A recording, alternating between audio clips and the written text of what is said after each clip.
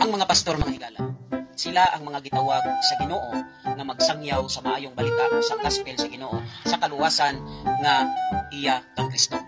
Kana lang mga kaigsuonan. God bless. Bye-bye kanyang tanan.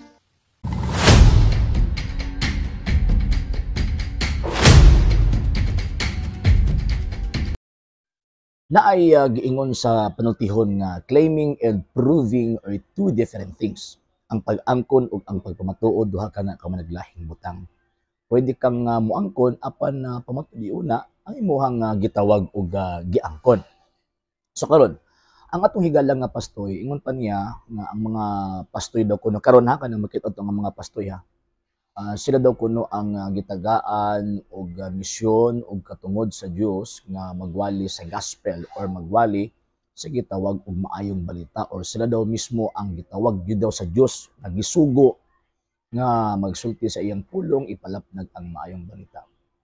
Yang problema puro lang claim. Walay unsa kuan pa ba walay ebidensya nga apil sila sa gitawag og pagsugo sa Ginoo nga Kristo nga iwali ang maayong balita ug serbisyuhan ang ato ang Ginoo nga Kristo.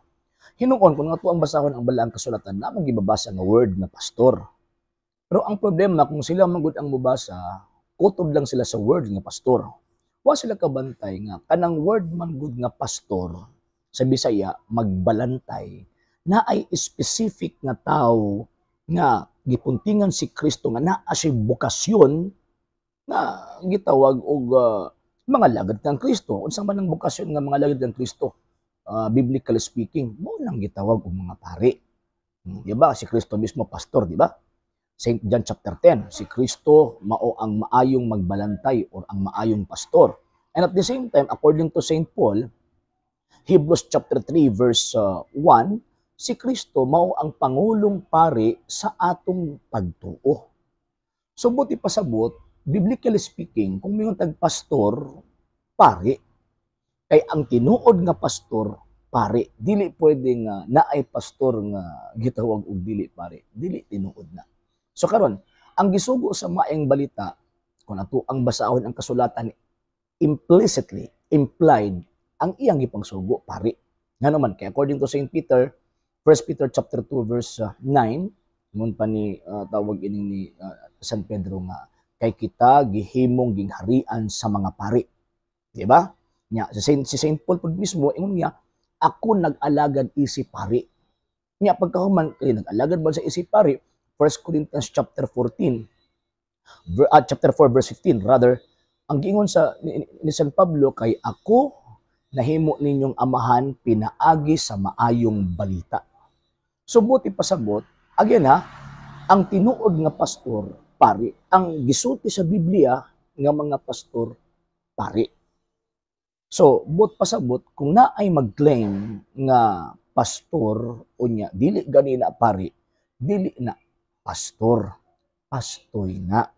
Nga naman kay, sa kuamagong term nga word nga pastoy, but pasabot niya anak, dulaan ba, pastoy. Di ba? Toy means dulaan. Dili tinuod. Marabag track, nya pagkahuman ang dulaan tarak-tarak. So kana sila mga pastoy na sila. Nga naman kay nag-claim pero kabalo magyud nga di na sila tinuod. Nga naman number 1 kay sa balaang kasulatan ang tinuod nga sinugo sa Dios gisugo. So mala pa ni San Pablo, Roma kapitulo 10 bersikulo 14 tud 15 unsa man pagdungog sa mensahe. Unsa man paghapagat sa pagtuo kun dili magkadungog sa mensahe. Unsa man pagkadungog sa mensahe kung walay gipadala. So dili pwede nga magtudlo ta nga dili ta gipadala. Unya kanang pagpadala manggod mo manggod na ang timaan sa gitawag og succession kumbaga ba. From the time of the apostles ang ilang gihimo magpadala sila magpadala kay para matrace ang iyang authority, ang iyang gitudlo dili mali, ang iyang gitudlo dili sayop. Nga makaingon gyud nga akin gikan ni sa mga apostol.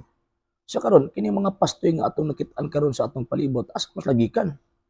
Kinsa may nag-ordina nila, kinsa may nagsugo nila nga magwali sila. Puro lang claim makabasa lang Biblia wa na pastoy na ko. Dili. Kaysa balaang kasulatan ang tinuod nga pastor gisugo. Ang tinuod nga pastor na ay unbroken succession or unbroken nga tawag ining line from the time of the apostles until now. Kaya ang Kristo mismo nag-ingon, ako magauban kaninyo kanunay hangtod sa katapusan sa kalibutan. So buti pasabot kung kanang pastura dili gani matrace ang iyang history, ilabi na sa iyang simbahan, padulong dito sa mga apostol. Bugos na nga pastoy. Bugos na nga magwawali. Onya, kabalo taon sa isang putanan kung mutuo ta sa bugos nga magwawali. Impyerno ang isang putanan. Muna kung magtuo mo, kaning mga namati o nagtanaw sa ato ang video, kung mutuo mo sa mga pastoy, dili gani na pari, dili gani na Romano Katoliko, ay sigurado sila gud mismo ang magbitbit sa inyong kalag pahatod dito sa impyerno.